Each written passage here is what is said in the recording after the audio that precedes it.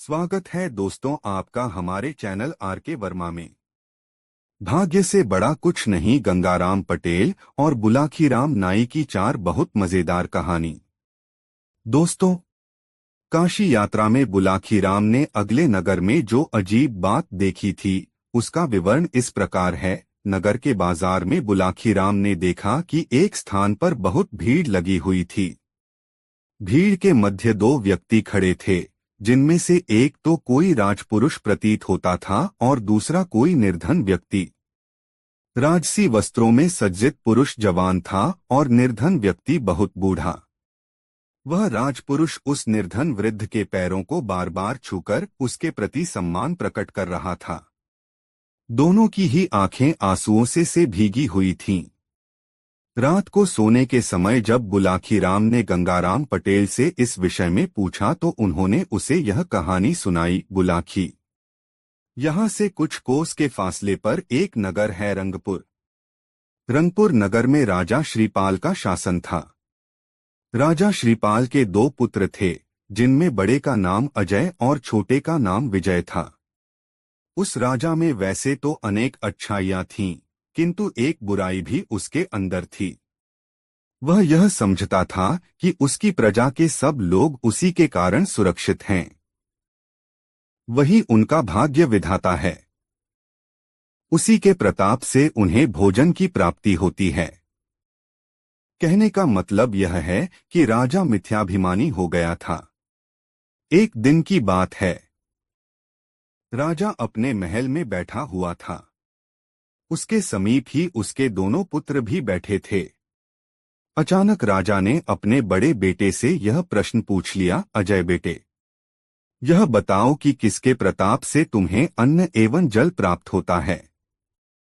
उत्तमोत्तम वस्त्र, स्वादिष्ट भोजन और नाना प्रकार की सुख सुविधा की वस्तुएं तुम्हें किसके भाग्य से मिलती हैं? अजय चाटुकार था। उसने तुरंत उत्तर दिया, पिताजी, ये सब वस्तुएं तो मुझे आपके प्रताप से ही मिलती हैं। आप इन चीजों को देना बंद कर दें तो मेरा जीवन ही समाप्त हो जाएगा। आपके बिना मेरा अस्तित्व कैसा? आप ही के कारण तो मैं राजकुमार कहलाता हूँ, नहीं तो कोई मुझे पूछे भी नहीं। अजय का उत्तर सुनकर राजा खुश हो गया। फिर उसने विजय से भी यही बात पूछी तो विजय ने कहा, पिताश्री, इस संसार के समस्त प्राणियों को उनके भाग्य के अनुसार ही भोजन पानी और दूसरे सब सुख मिलते हैं। व्यक्ति का भाग्य साथ दे तो वह सफलता की बुलंदियों पर जा पहुंचता है, और यदि भाग्य साथ न दे तो वह पतन के गर्त में जा गिरता है।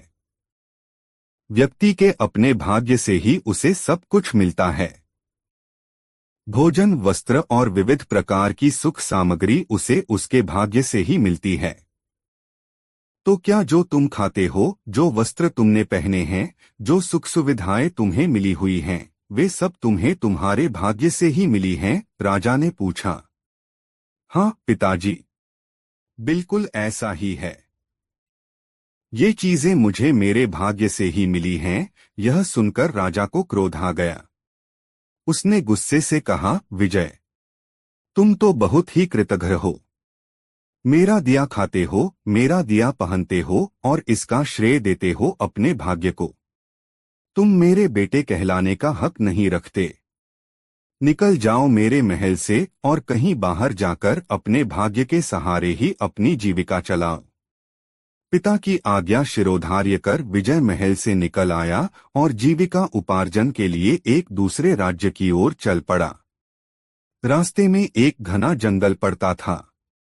राज्य से निष्कासित राजकुमार विजय जब पैदल चलता हुआ बहुत थक गया तो विश्राम करने के लिए एक घने वृक्ष की छाया में बैठ गया।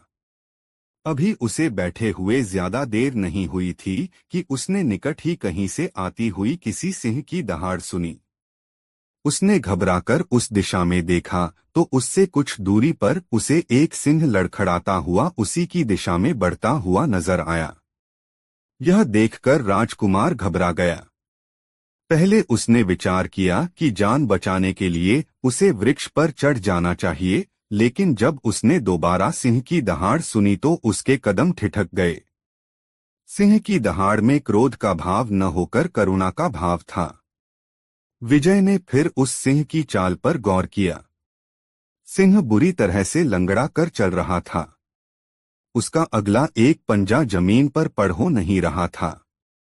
यह देखकर विजय के मन में उस सिंह के प्रति दया के भाव पैदा हो गए। घायल सिंह लंगड़ाता हुआ उसी वृक्ष के पास पहुंचकर बैठ गया जिस वृक्ष के नीचे विजय बैठा हुआ था, और वह याचना भरी निगाहों से विजय की ओर देखने लगा, जैसे कहना चाहता हो कि आओ मेरी मदद करो। झिझकता हुआ विजय तब धीरे धीरे सिंह के निकट पहुंचा। उसने दाएं हाथ से सिंह का सिर सहलाया। सिंह को उसके स्पर्श से कुछ राहत सी मिली तो उसने अपनी आंखें बंद कर लीं।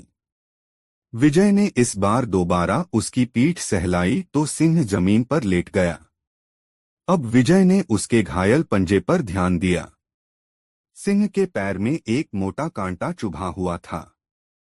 कांटा इतना बड़ा और सख्त था कि वह पंजे को फाड़कर ऊपर तक निकल आया था। उस कांटे के कारण सिंह का पैर बुरी तरह से सूज गया था। कांटे के कारण पूरा पंजा जख्मी हो गया था और पंजे से रक्त बह रहा था। सिंह की ऐसी हालत देखकर विजय नीचे झुका। उसने सिंह का वह घायल पंजा दाएं हाथ से पकड़ा और अपने दांतों से पकड़कर उस कांटे को एक झटके से बाहर निकाल लिया। राहत मिली तो सिंह की गुर्राहट बंद हो गई और वह आंखें मूंद कर लेट गया। कांटा निकालने के बाद राजकुमार बहुत देर तक सिंह की पीठ और उसके सिर को सहलाता रहा। बुलाखी। ममता की भाषा सभी प्राणी समझते हैं। प्राणी कोई भी क्यों न हो, यदि उसे प्यार दुलार मिले तो वह आदमी का मित्र बन जाता है। उस दिन से वह हिंसक प्राणी सिंह भी राजकुमार का मित्र बन गया। राजकुमार जहां भी जाता वह भी उसके पीछे पीछे चल देता। उसके भय से हिंसक जंगली जीव राजकुमार के पास नहीं फटकते थे। इतनी कहानी सुनाकर पटेल ने थोड़ा सा विराम लिया। हुक्के की नली मुंह से लगाकर 2-3 गहरे कश खींचे और धुआं मुंह से बाहर निकालकर आगे बोले, बुलाखी। अब इस प्रसंग को यहीं छोड़कर मैं तुम्हें एक दूसरा प्रसंग सुनाता हूं जिसका संबंध इसी कहानी से है। रंगपुर राज्य की सीमा से सटा हुआ एक दूसरा राज्य है कर्णपुर। कर्णपुर में राजा इंद्रद्युम्न का शासन था। इस राजा के कोई संतान नहीं थी। आथ राज्य का प्रधानमंत्री इस राज्य पर अपना अधिकार करने का राजा के विरुद्ध एक कुचक्र रच रहा था। परंतु चूंकि राजा अपनी प्रजा में बहुत लोकप्रिय था और नगर की सारी जनता राजा के पक्ष में थी, आथ वह खुलकर उसके विरुद्ध कोई दुस्साहस करने का हौसला नहीं जुटा पा रहा था। दैवयोग से एक दिन उसे राजा के विरुद्ध अपने कुचल को पूरा करने का अवसर मिल गया। उस दिन कर्णपुर का राजा इंद्रद्युम्न अपने थोड़े से सैनिकों के साथ शिकार के लिए वन में गया हुआ था। तभी प्रधानमंत्री अपने साथ अपने पक्ष के बहुत से सैनिकों को लेकर वन में जा घुसा और उसने राजा को घेर लिया। दोनों पक्षों में तलवारें खींच गईं और वे एक दूसरे पर वार करने लगे। राजा बहुत बहादुरी से लड़ा, किंतु जब उसके सभी सैनिक एक एक करके धराशायी होते चले गए तो उसका हौसला टूट गया। मंत्री के सैनिकों ने राजा को बंदी बना लिया। ठीक उसी समय जब मंत्री के आदेश से एक सैनिक राजा के वध करने की तैयारी कर रहा था, देवदूत की तरह विजय अपने सिंह के साथ वहां पहुंच गया। क्षणमात्र में ही राजकुमार विजय सब कुछ समझ गया। उसने अपने सिंह को उस सैनिक पर झपटने का संकेत कर दिया। सिंह विद्युत गति से उछला और उस सैनिक के ऊपर जा पड़ा। उसने सैनिक का सिर अपने जबड़े में दबाकर उसे झिंझोड़ना शुरू कर दिया। सिंह के आकस्मिक आ पहुंचने से मंत्री के सैनिकों में घबराहट फैल गई और वे जान बचाने के लिए भाग छूटे। जब मंत्री भी भागने लगा तो राजकुमार विजय ने उसे पीछे से थाम लिया। उसने सिंह के जबड़ों में फंसे सैनिक की तलवार उठा ली और उससे मंत्री के मुंह पर लगा हुआ नकाब फाड़ दिया। नकाब फटते ही मंत्री का चेहरा उजागर हो उठा। यह देखकर राजा इंद्रद्युम्न स्तब्ध रह गया। विजय ने मंत्री के सीने पर अपनी जलवार अड़ासी रखी थी, आथ राजा ने आगे बढ़कर मंत्री की तलवार उसके हाथ से जोन ली और उसे निहत्था करके उसकी मुश्कें कसकर एक ओर को डाल दिया। अब राजा इंद्रद्युम्न राजकुमार विजय की ओर मुखातिब हुआ। उसने राजकुमार से कहा, बेटा तुम कौन हो और इस सिंह के साथ कैसे रहते हो? राजकुमार विजय ने तब राजा को अपनी सारी कहानी सुनाई। राजकुमार के द्वारा पूछाने पर राजा ने भी अपने बारे में सारी बातें बता दी। राजा ने विजय से कहा, बेटे अब सारी चिंता छोड़ दो। मैंने अब से तुम्हें अपना बेटा मान लिया है। आठ मेरे साथ चलो, मैं तुम्हें अपना उत्तराधिकारी बनाऊंगा। राजकुमार सहमत हो गया और राजा के साथ मंत्री को सिंह की पीठ पर लादकर कर्णपुर नगर में चला आया। नगर निवासियों ने जब मंत्री को बंदी हालत में सिंह की पोठ पर लदे हुए देखा तो उनके आश्चर्य का ठिकाना न रहा, लेकिन बाद में जब उसकी गद्दारी की बात मालूम हुई तो सभी उसकी हरकतों पर उससे घृणा करने लगे। बुलाखी। बाद में राजा इंद्रद्युम्न ने मंत्री के षड्यंत्र में शामिल सभी सैनिकों का पता लगवाया और मंत्री के साथ साथ उन्हें भी कारागार में डलवा दिया। उसने एक बहुत बड़ा दरबार सजाया और विजय को अपना उत्तराधिकारी घोषित कर दिया। राजकुमार विजय आनंद से अपने दिन व्यतीत करने लगा। अब सुनो रंगपुर का हाल। अपने बेटे विजय को राज्य से निष्कासित कर देने के बाद राजा श्रीपाल को पश्चाताप होने लगा। उन्हें अपने मिथ्याभिमान पर भी अफसोस होने लगा। इसी गम में राजा बीमार रहने लगा। राजा की इस स्थिति का फायदा उठाया उसके एक पड़ोसी राजा ने, जो राजा श्रीपाल से शत्रुता रखता था। एक दिन उसने अचानक रंगपुर पर आक्रमण कर दिया और बात की बात में नगर पर अधिकार कर लिया। राजा श्रीपाल किसी तरह अपने बेटे अजय के साथ नगर से निकलने में कामयाब न हो गए और भागकर इस नगर में आ गए।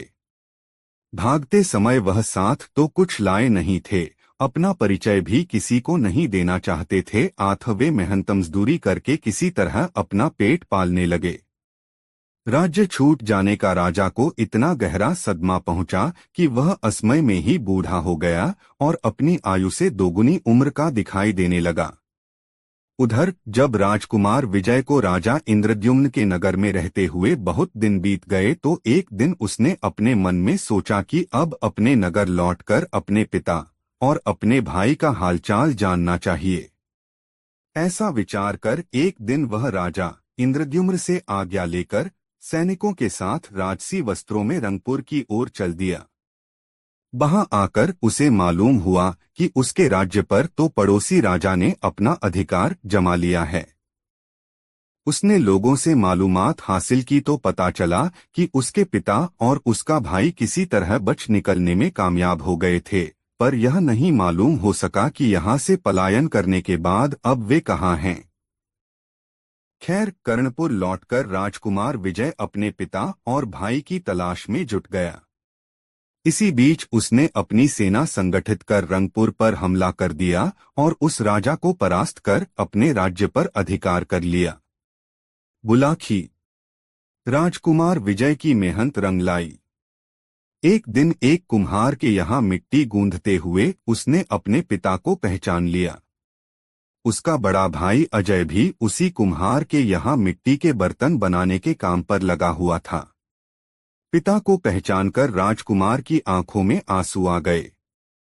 उसके वृद्ध पिताजी उसे सामने देखकर रोने लगे। राजकुमार विजय बार बार अपने पिता के पांव छूकर उनसे कहने लगा कि आप मेरे साथ राजमहल में चलें, किंतु पिता बार बार इनकार कर कह देता, नहीं पुत्र, अब मैं अपने काले मुंह को लेकर तेरे साथ कैसे जाऊं? मैंने तो तुझ पर बहुत जुल्म किए हैं।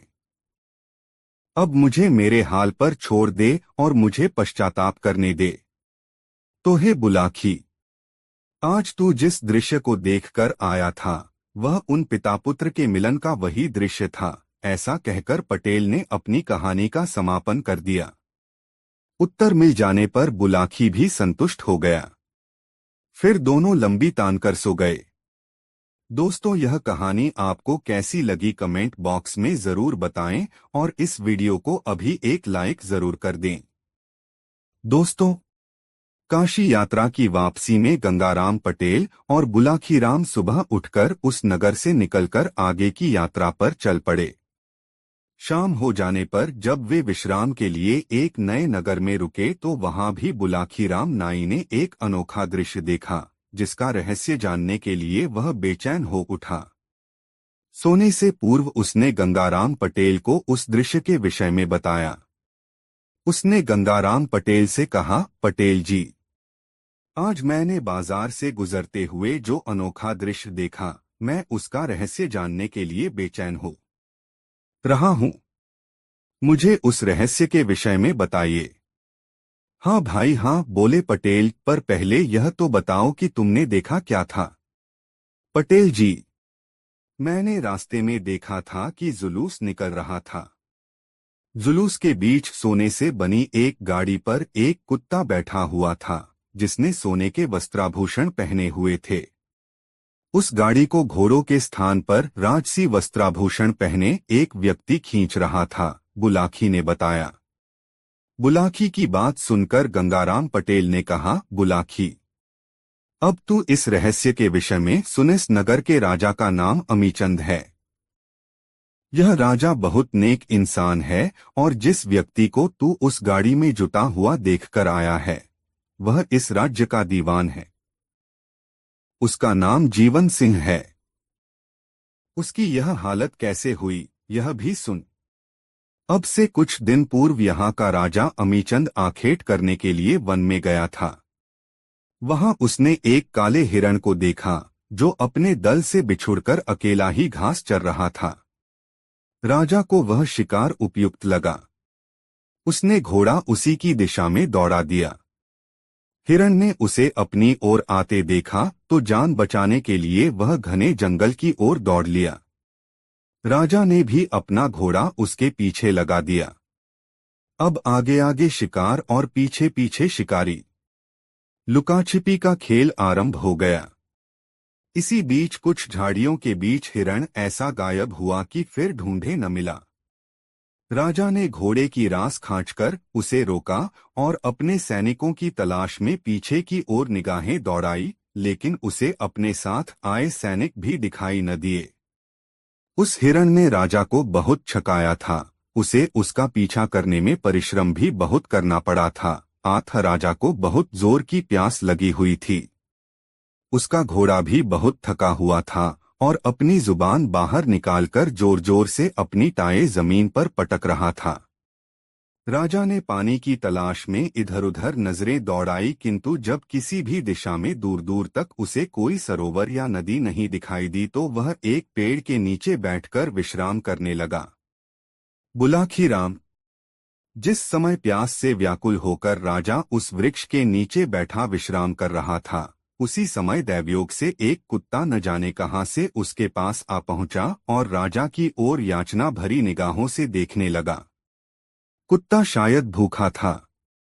राजा ने कुत्ते को पुचकारा तो भोजन की आशा में कुत्ता पूंछ हिलाता उसके पैरों के पास बैठा। राजा ने तब अपने घोड़े की पीठ पर लटके भोजन के पात्र से 2 रोटियां निकाली और कुत्ते के आगे रख दीं। कुत्ते ने कुछ ही देर में दोनों रोटियां खा लीं, फिर वह एक दिशा में चल पड़ा। उसे जाते देख राजा ने सोचा कि भोजन के बाद हर प्राणी को पानी की जरूर आवश्यकता पड़ती है, शायद यह कुत्ता भी पानी पीने जा रहा है।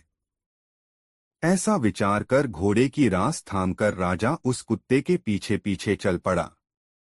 कुछ ही देर बाद कुत्ता एक सरोवर पर पहुंचा और उसके जल में मुंह डालकर पानी पीने लगा। राजा ने भी सरोवर का जल पीकर अपनी तृष्णा शांत की। घोड़ा भी भरपेट पानी पीकर तृप्त हो गया। दिन ढलने लगा था। आठ राजा अपने घोड़े पर बैठा और अपने नगर को लौट पड़ा। राजा के प्रेम में पगा वह कुत्ता भी उसके पीछे पीछे चलकर नगर में चला आया।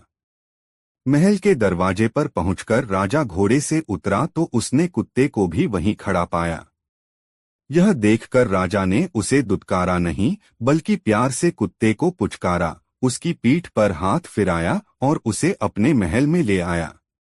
उस दिन से वह कुत्ता परोक्ष रूप से राजा का एक सचेत प्रहरी बन गया। राजा जब रात को सो जाता तो वह कुत्ता बाहर रहकर कक्ष की रखवाली करता। राजा भी कुत्ते की हर जरूरत का ध्यान रखने लगा। बुलाखी। राजा का दीवान प्रधानमंत्री बहुत महत्वाकांक्षी व्यक्ति था। राजा उस दीवान पर बहुत विश्वास करता था और उसने उसे काफी अधिकार दे रखे थे। राजा इस बात से वाकिफ नहीं था कि वह दीवान चोरी छुपे राजा के विरुद्ध षड्यंत्र रच रहा था। उसकी योजना थी कि किसी प्रकार राजा को समाप्त कर दिया जाए तो यह राज्य उसके अधिकार में आ जाएगा। राजा का कोई पुत्र तो है नहीं जो इस राज्य का उत्तराधिकारी बन जाएगा। यही सब सोचकर एक दिन उसने अपने दो ऐसे व्यक्ति जो उसके बहुत ही विश्वासपात्र थे रात के समय राजा का वध करने के लिए भेज दिए। जब अपने अपने मुंह पर कपड़ा बांधे वे दोनों व्यक्ति रात के समय राजा को मारने के लिए उसके कक्ष के पास पहुंचे तो कुत्ता उन पर झपट पड़ा और भौंक भौंक कर उसने राजा को जगा दिया। राजा जब तलवार निकालकर बाहर निकला तो वह दोनों नकाबपोश भाग गए। कुत्ते ने उनका पीछा किया किंतु वे भागने में सफल हो गए। उन हत्यारों के भाग जाने के बाद राजा ने अपने मन में विचार किया कि यदि आज यह कुत्ता न होता तो वह दोनों हत्यारे अवश्य ही उसे सोते समय मार डालते। वह कुत्ते की वफादारी पर बहुत खुश हुआ। फिर उसका ध्यान उन दोनों हत्यारों की ओर मुखातिब हुआ। वह सोचने लगा कि वे दोनों हत्यारे कौन थे और किसने उन्हें मेरी हत्या के लिए नियुक्त किया था। उसने इस विषय में बहुत सिर खपाया किंतु कोई निर्णय नहीं कर सका। अगले दिन प्रातः जब राजा अपने दरबार में गया तो वह कुत्ता भी उसके साथ हो लिया। जब दरबार लगा और राजा के सभी दरबारी अपने अपने स्थानों पर आकर बैठ गए तो कुत्ता एकाएक दो आदमियों की ओर देखकर गुर्राने लगा। दरअसल कुत्ते ने वहां मौजूद उन दोनों व्यक्तियों की गंध सूंघ ली थी जो गत रात चेहरों पर नकाब डालकर उसे मारने आए थे। राजा ने पुचकार कर कुत्ते को शांत किया। उसने सोचा कि कुत्ता आखिर है तो जानवर ही, अपने स्वभाववश वह वैसे ही भौंकने लगा है। वह तो इस बात को सपने में भी नहीं सोच सकता था कि गत रात उसको मारने के लिए गए वे दोनों हत्यारे यहीं मौजूद हैं। बात आई गई हो गई, लेकिन 2 दिन बाद महल में रात के समय कुत्ते ने फिर भौंकना शुरू कर दिया। उस समय राजा गहरी नींद में सोया हुआ था। कुत्ते का भौंकना सुनकर उसकी नींद टूट गई और वह दीवार पर टंगी अपनी तलवार लेकर फुर्ती से बाहर निकल आया। जैसे ही वह बाहर निकला 2 नकाबपोश तलवार लेकर उस पर टूट पड़े। लेकिन जब राजा ने बड़ी बहादुरी से उनका सामना किया तो वे भाग निकले। राजा को मारने की दीवान की योजना उस दिन भी कुत्ते की सतर्कता के कारण धराशायी हो गई। उस दिन के बाद राजा ने अपने महल की सुरक्षा और भी चौकस कर दी।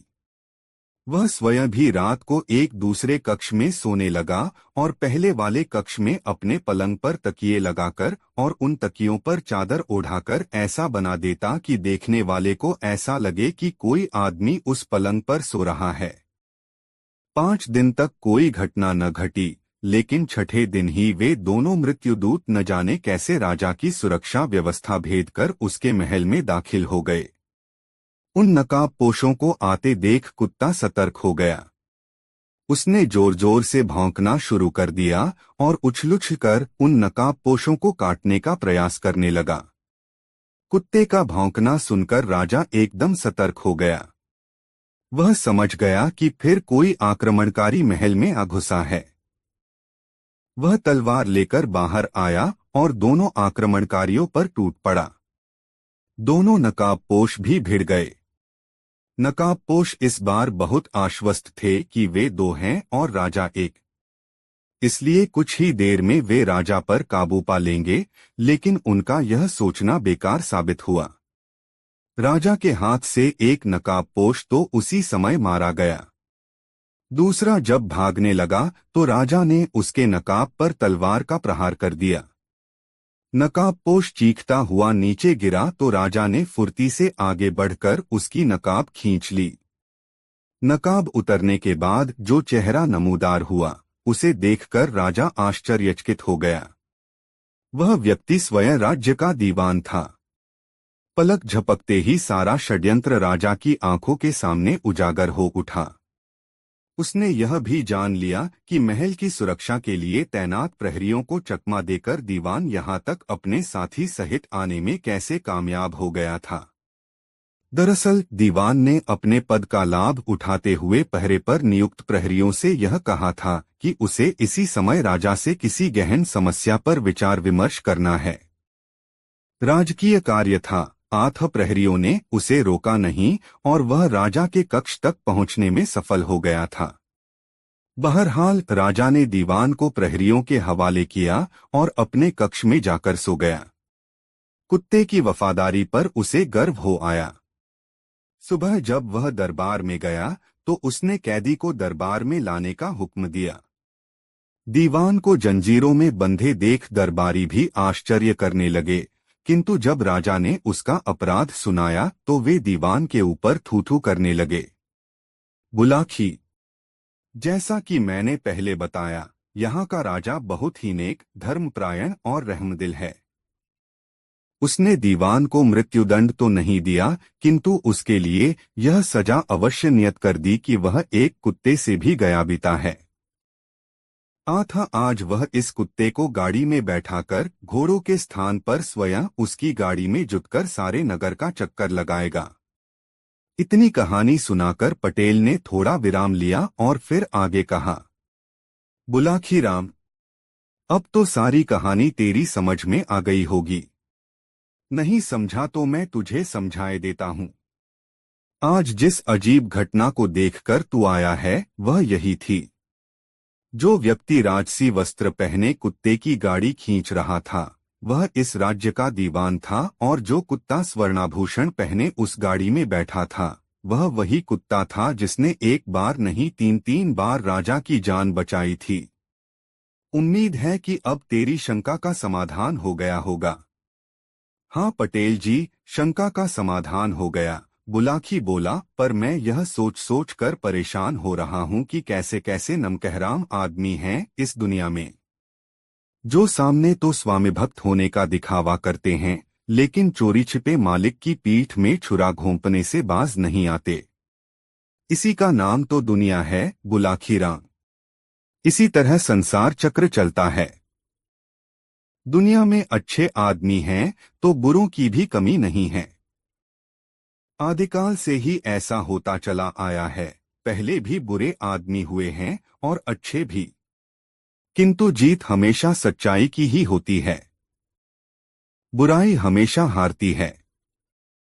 जीतता वही है जिसका आचरण अच्छा होता है। अच्छा, अब रात काफी हो चली है और आंखों में नींद भी भर रही है। आथ तू भी सो जा और मैं भी सोने का प्रयास करता हूँ। अभी बहुत रास्ता बाकी है सफर का। यह कहकर पटेल ने टांगे फैला दी। बुलाखी भी अपने शरीर पर चादर ओढ़कर करवट लेकर सो गया। दोस्तों, यह कहानी आपको पसंद आई हो तो अपने मित्रों के साथ जरूर शेयर करें।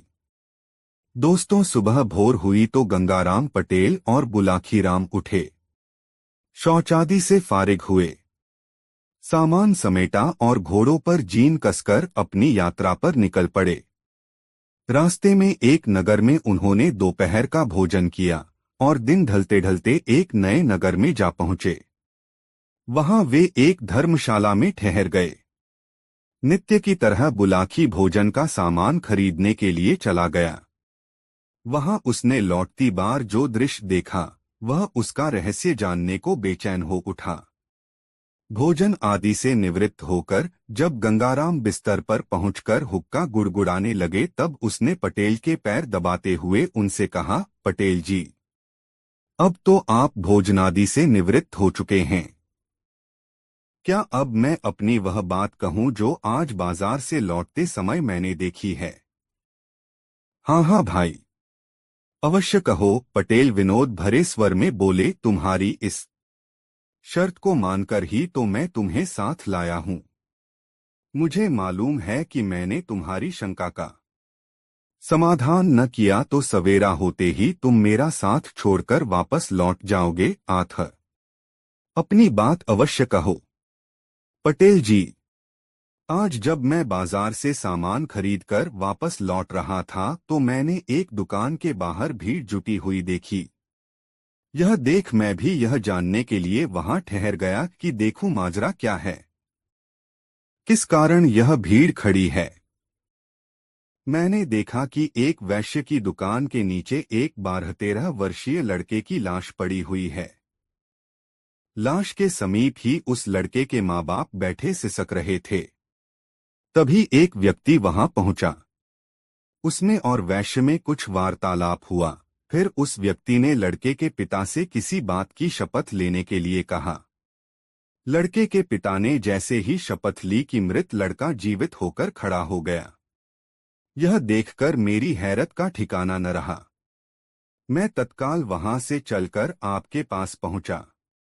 बस तभी से मेरे पेट में इस बात का रहस्य जानने के लिए मरोड़े उठ रही थीं, किंतु मुझे यह भी मालूम था कि आप बिस्तर में जाने से पहले कुछ बताएंगे नहीं, इसलिए खामोश ही रहा। अब आप मुझे उस रहस्य के बारे में बतलाइए। सुनो बुलाखीराम, पटेल बोले। यहाँ से कुछ कोसों के फासले पर एक गांव है, किशनपुर। उस गांव में रेवती रमन नाम का एक गरीब ब्राह्मण निवास करता था। उसकी पत्नी का नाम शीला था। नाम के अनुकूल उसकी पत्नी बहुत ही शील स्वभाव की थी। ब्राह्मण भी बहुत नेक और अच्छे आचरण वाला था। उनका एक बेटा भी था, जिसकी आयु तब 10 वर्ष की हो चुकी थी। उसका नाम था चंद्रदेव। रेवती रमन नाम का वह ब्राह्मण बहुत गरीब था।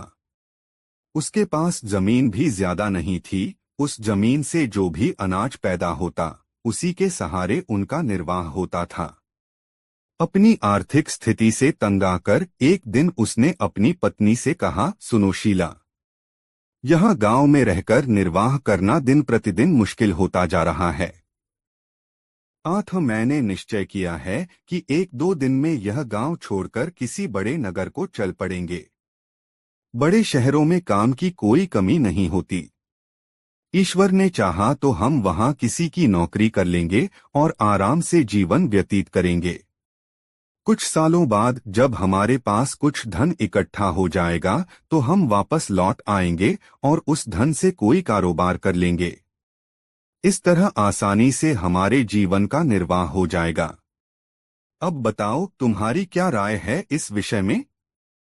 मेरी राय तो वही है जो आपकी है, रेवती की पत्नी ने कहा। जैसा आपको उचित लगे आप वैसा ही कीजिए।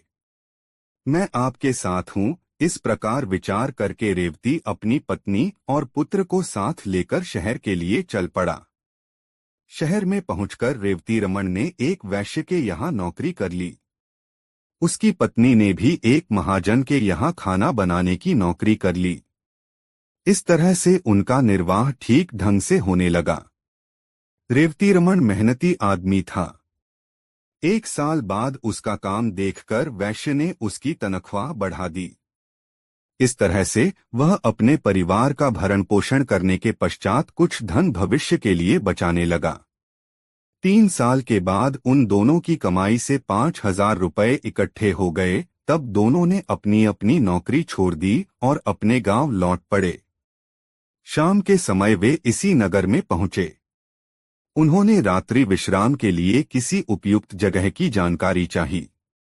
सामने उसी वैश्य की दुकान थी जिसे तुम देखकर आए हो। आथ रेवती रमन उसी के पास पहुंचा और बोला, सेठ जी, मैं यहाँ परदेशी हूँ। मेरे साथ मेरा परिवार भी है। मैं रात्रि विश्राम के लिए किसी उपयुक्त जगह की तलाश में हूँ। क्या आप मुझे कोई ऐसा स्थान बता सकते हैं जहां हम सुरक्षित रह सकें? कोई जोखिम की चीज तो नहीं है तुम्हारे पास? मेरा मतलब है रुपया पैसा। वह तो है सेठ जी। इसीलिए तो मैं किसी सुरक्षित जगह पर रात को ठहरना चाहता हूँ। देखो भाई, सेठ बोला, तुम्हारे रात्रि विश्राम के लिए तो मैं तुम्हें जगह दे सकता हूँ, लेकिन तुम्हारे पास मौजूद रुपयों की जिम्मेदारी नहीं ले सकता। यह शहर चोर लुटेरों के लिए बहुत बदनाम है। कोई चोर लुटेरा रात में आकर तुमसे तुम्हारा धन छीन ले गया तो मेरी बहुत बदनामी होगी। तुम एक काम करो, तुम्हारे पास जितना धन है वह मेरे पास जमा कर दो। सवेरे जब तुम जाने लगो तो अपना धन सहेज लेना। ठीक है सेठ जी। आप इस शहर में सम्मानित नागरिक हैं। हमें आप पर पूरा यकीन है कि आप अमानत में खयानत नहीं करेंगे। मेरे पास 5,000 रुपए हैं। उन्हें आप अपने पास जमा कर लीजिए। सुबह जाने से पहले मैं आपसे अपना रुपया वापस ले लूंगा। ऐसा कहकर रेवतीरमण ने अपना पैसा उस वैश्य के पास जमा करवा दिया। वह रात रेवतीरमण और उसके परिवार ने सेठ की दुकान के बाहर लगे फट्टों पर सोकर काट ली। प्रातः जब सेठ ने दुकान खोली तो रेवतीरमण ने उससे अपना पैसा वापस मांगा। इस पर सेठ की त्योरियां चढ़ गईं। उसने तेज आवाज में पूछा, कैसा पैसा? तुमने मुझे कोई पैसा नहीं दिया था। इस पर दोनों में तकरार होने लगी। पड़ोसी और राहगीर इकट्ठे हो गए। सेठ के पड़ोसियों ने तब उनका विवाद खत्म करने के लिए रेवतीरमण से कहा, देखो भाई, तुम कहते हो कल रात तुमने इनके पास 5,000 रुपए जमा कराए थे, जबकि ये सेठ इस बात से साफ इनकार कर रहा है। अब कौन सच्चा है और कौन झूठा, इसका फैसला तो शपथ लेकर ही किया जा सकता है। क्या तुम अपने इकलौते बेटे की कसम खाकर यह बात कह सकते हो कि तुमने रात इस सेठ के पास 5,000 रुपए जमा कराए थे? बिल्कुल कह सकता हूँ, रेवतीरमण बोला। जो बात सच है उसके लिए मैं कैसी भी शपथ लेने को तैयार हूँ। क्यों सेठ, क्या तुम्हें भी यह बात मंजूर है? बिल्कुल मंजूर है, सेठ बोला।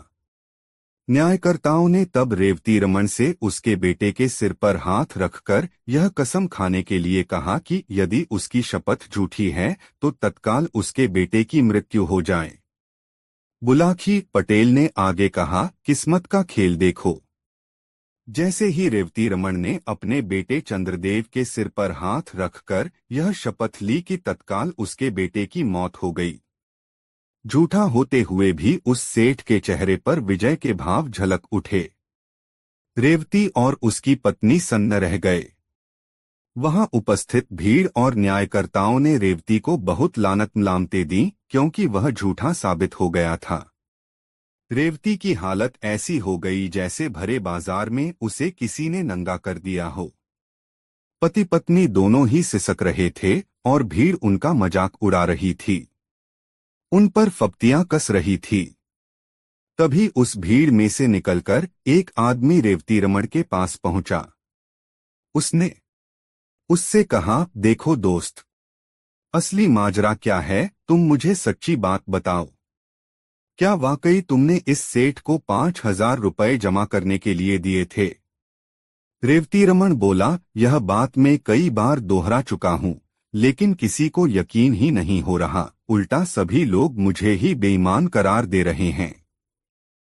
तब एक बार तुम मेरे सामने अपने लड़के की शपथ लेकर यह बात दोबारा कहो कि मेरी बात बिल्कुल सही है। मैंने सेठ के पास अपने 5,000 रुपए जमा कराए थे। यदि तुम्हारी बात सत्य निकली तो तुम्हारा मृत बेटा अभी जीवित होकर उठ खड़ा होगा। फिर उस आदमी ने सेठ से कहा, क्यों सेठ, तुम्हें मंजूर है यह बात? बिल्कुल मंजूर है। भला मुझे क्या एतराज हो सकता है, लेकिन यह आदमी झूठा है। इसका झूठ साबित भी हो चुका है। बेटे की शपथ लेने के बाद इसने झूठ बोला, इसलिए तो इसके बेटे की मौत हो गई है। बेशक बेशक वह व्यक्ति बोला, पर अगर इस बार शपथ लेने के बाद इसका बेटा जीवित हो जाए, उस सूरत में तुम्हें इसे 5 नहीं 10,000 रुपए वापस करने होंगे। बोलो मंजूर है? कहा तो है, मुझे इसका चैलेंज मंजूर है, सेठ ने कह दिया। उस व्यक्ति के कहने पर रेवतीरमण ने अपने मृत बेटे की शपथ लेकर अपनी बात दोहरा दी। शपथ लेते ही एक चमत्कार हो गया। रेवतीरमण का मृत बेटा जीवित होकर उठ बैठा। सारी भीड़ यह देखकर आश्चर्यचकित रह गई। तब सेठ को वादे के अनुसार रेवतीरमण को 5 की जगह 10,000 रुपए लौटाने पड़े। इतनी कहानी सुनाकर गंगाराम पटेल ने आगे कहा, बुलाखी, औरों की तरह तुझे भी इस बात पर जरूर आश्चर्य हो रहा होगा कि आखिर वह व्यक्ति था कौन, जिसने न सिर्फ रेवतीरमण के बेटे चंद्रदेव को जीवित किया अपितु जिसने सेठ से उसे दोगुना धन वापस दिलवाया। तो सुन, मानव के वेश में वह व्यक्ति साक्षात कलियुग था, जो अपने कलिकाल का प्रभाव लोगों को दिखाना चाहता था। यह कलियुग है बुलाखी। इस काल में कैसी भी अनहोनी घटना घट जाए उस पर आश्चर्य नहीं होना चाहिए। आज तू जिस दृश्य को देखकर आया था वह वही दृश्य था।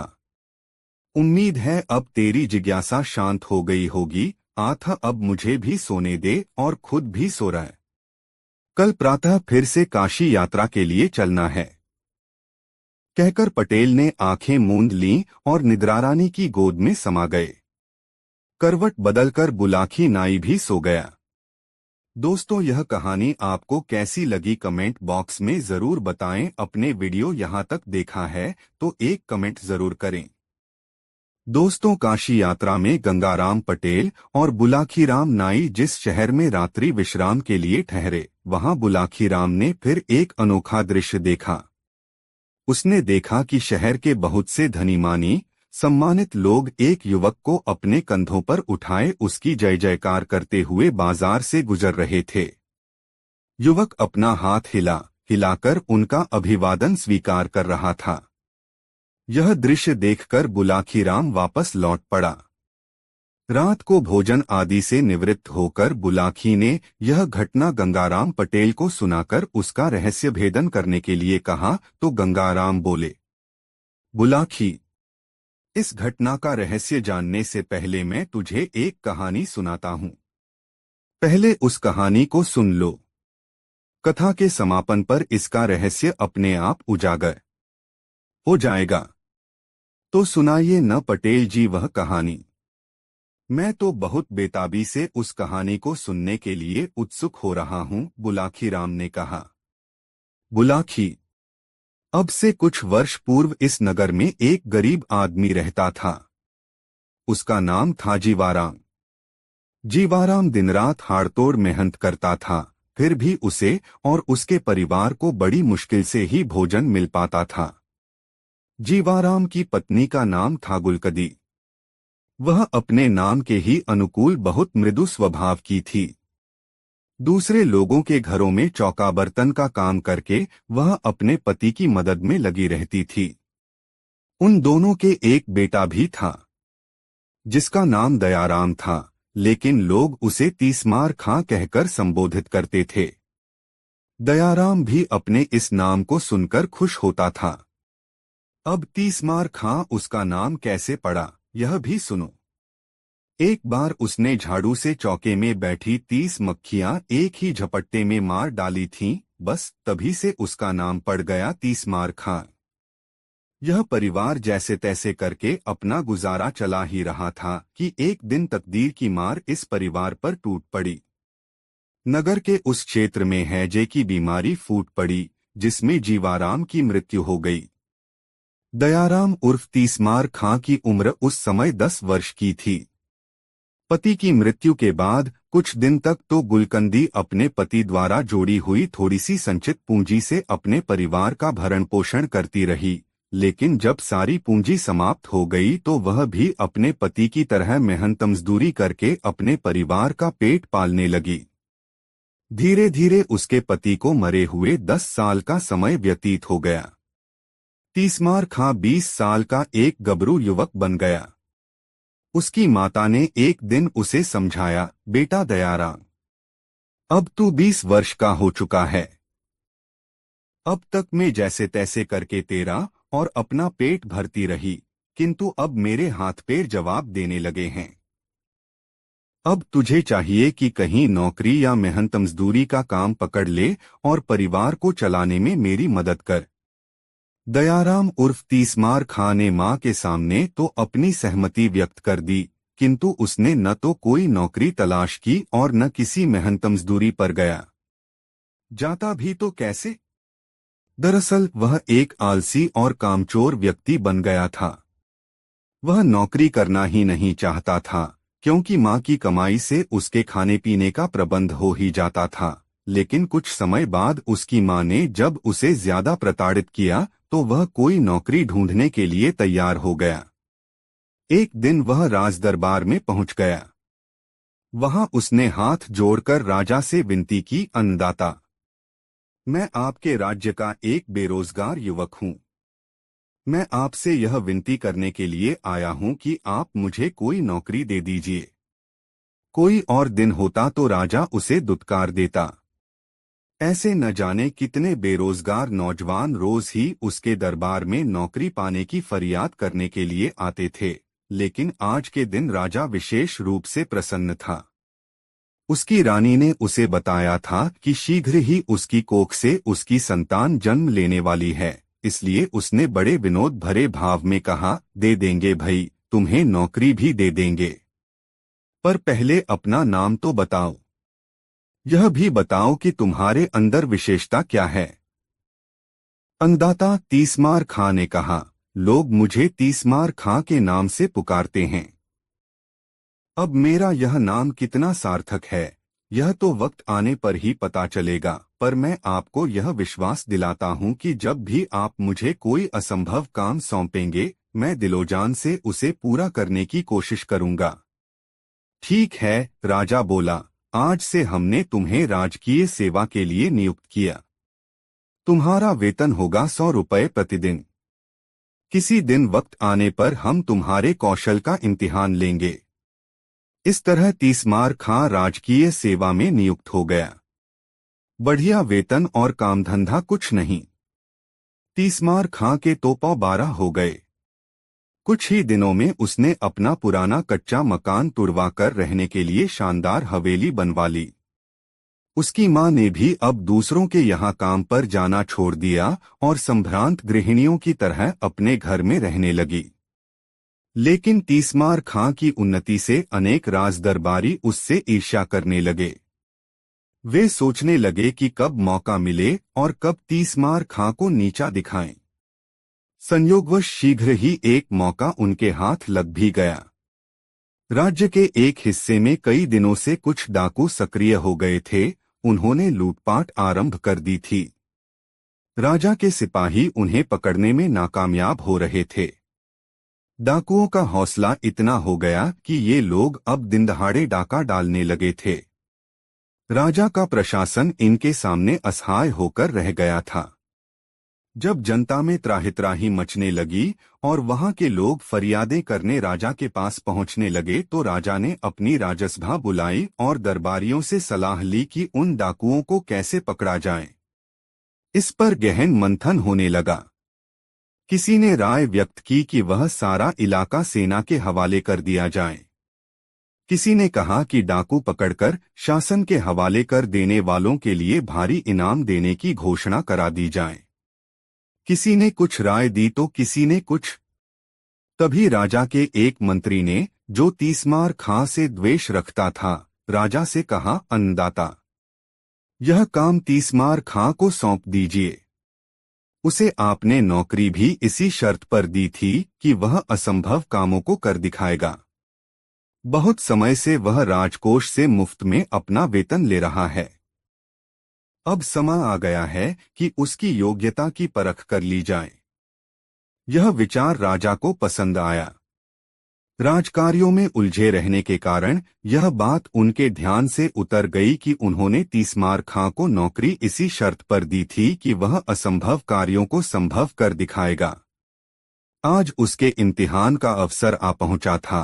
अतः उन्होंने तीसमार खां को दरबार में बुलाया और कहा, तीसमार खां, तुम्हें याद है कि हमने तुम्हें किस शर्त पर नौकरी दी थी? हाँ अन्नदाता, मुझे अच्छी तरह याद है, तीसमार खां ने कहा। नौकरी देते समय आपने पूछा था कि तुम में क्या विशेषता है, तो मैंने यह कहा था कि मैं किसी भी असंभव कार्य को संभव बना सकता हूँ। बस तो समझ लो कि आज तुम्हारी परीक्षा की घड़ी आ पहुंची। देश के दक्षिणी क्षेत्र में जाओ और वहां के लोगों में भय का वातावरण पैदा कर रहे डाकू दलों का सफाया कर दो। इस काम के लिए तुम जितने सैनिक चाहो तुम्हें उपलब्ध करा दिए जाएंगे। ठीक है अन्नदाता। मैं कल ही दक्षिण की ओर रवाना हो जाऊंगा और इस काम के लिए मुझे किसी सैनिक की आवश्यकता भी नहीं है। मैं अकेला ही इस काम को अंजाम दूंगा। तीसमार खां राजा के सामने यह बात कह तो आया, किंतु घर आकर वह चिंता में पड़ गया। तलवार की तो बात ही छोड़िए, उसने तो कभी सुई तक नहीं पकड़ी थी और फिर उसका सामना होना था दुर्दांत लुटेरों से। जब राजा के इतने सैनिक उन लुटेरों को नहीं पकड़ पाए तो वह कैसे पकड़ लेगा उन डाकुओं को। यही सब सोच सोच कर उसकी हवा खराब होने लगी। सारी रात वह सो नहीं सका। बस इसी चिंता में घुलता रहा कि इस स्थिति का मुकाबला वह कैसे करे। उसे चिंता में पड़ा देखकर उसकी माँ भी चिंतित हो गई। उसने अपने बेटे से उसकी चिंता का कारण पूछा तो तीसमार खां ने उसे अपनी चिंता से अवगत करा दिया। अब तो उसकी माता की चिंता भी बढ़ गई। उसने कहा, बेटे, तू यह राज्य छोड़कर किसी दूसरे राज्य में चला जा। यहाँ तो तेरे लिए दोनों तरफ मौत है। डाकुओं से भिड़ेगा तो वे तुझे जीवित नहीं छोड़ेंगे और यदि तू नाकामयाब होकर लौटा तो राजा तुझे हुक्मदुली के जुर्म में जेल में डलवा देगा।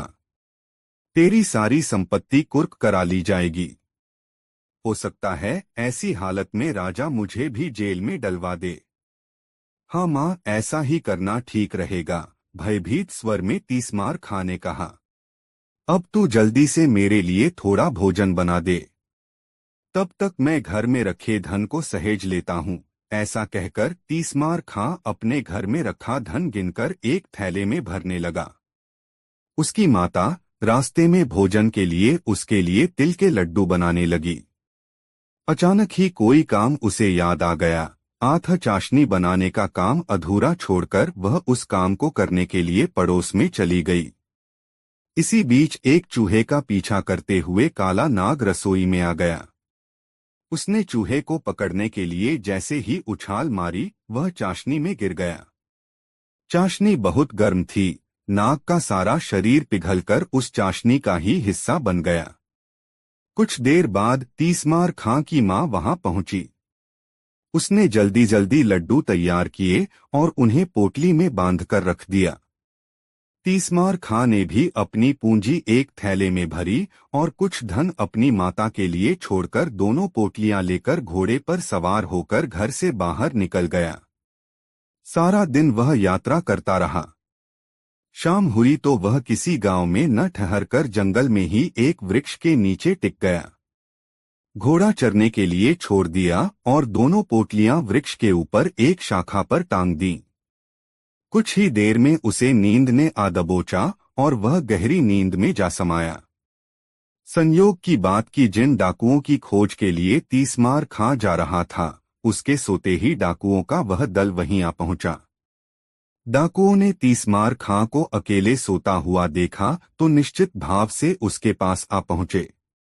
पेड़ के नीचे बैठते ही जैसे ही एक डाकू की निगाह पेड़ पर लटकी दोनों पोटलियों पर पड़ी, वह कह उठा, अरे जरा ऊपर की ओर तो देखो, वहां दो पोटलियां लटक रही हैं।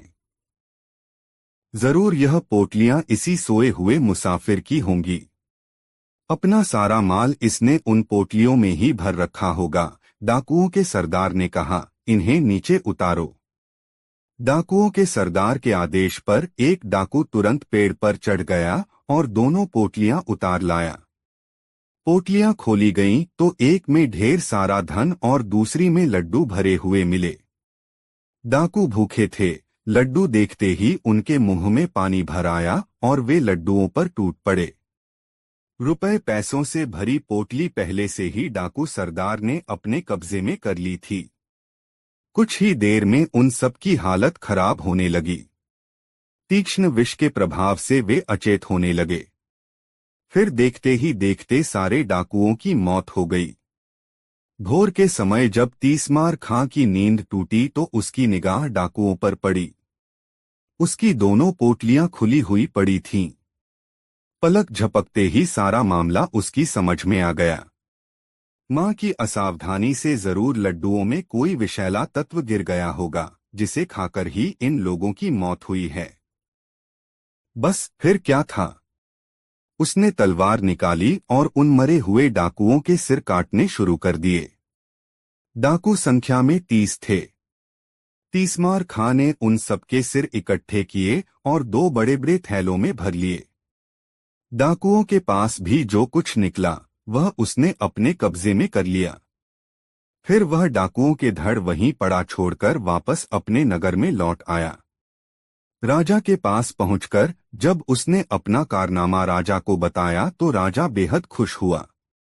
उसने तीसमार खां की बहुत प्रशंसा की, उसे ढेरों पुरस्कार दिए और उसकी तनख्वाह में बढ़ोतरी करके आदेश दे दिया कि तीसमार खां की जय जयकार करते हुए इसे सारे नगर में घुमाया जाए। इतनी कहानी सुनाकर गंगाराम पटेल ने बुलाकी नाई से कहा, थे बुलाकी राम, आज शाम तू जो नजारा देखकर आया था वह उसी समय का था। नागरिकों के कंधे पर जो व्यक्ति बैठा था वह दयाराम उर्फ तीसमार खां ही था। उसके पीछे पीछे जो लोग उसकी जय जयकार कर रहे थे वे शहर के धनी मानी व्यक्ति और राज कर्मचारी थे। उनमें वह मंत्री भी था जिसने तीसमार खां के विरुद्ध राजा को उकसाया था। अब बता, तेरी शंका का समाधान हो गया ना? हाँ पटेल जी, हो गया। अब आप भी सोइए और मैं भी सोता हूँ, कल फिर से यात्रा करनी है। दोनों ने चादरों से मुंह ढांप लिया और सोने की तैयारियां करने लगे। दोस्तों, गंगाराम पटेल और बुलाकी राम नाई की यह मजेदार कहानी आपको कैसी लगी कमेंट बॉक्स में जरूर बताएं। ऐसी और नई मजेदार कहानी सुनने के लिए हमारे चैनल RK वर्मा को सब्सक्राइब जरूर कर लें और यह वीडियो अपने मित्रों के साथ जरूर शेयर करें। वीडियो देखने के लिए बहुत बहुत धन्यवाद।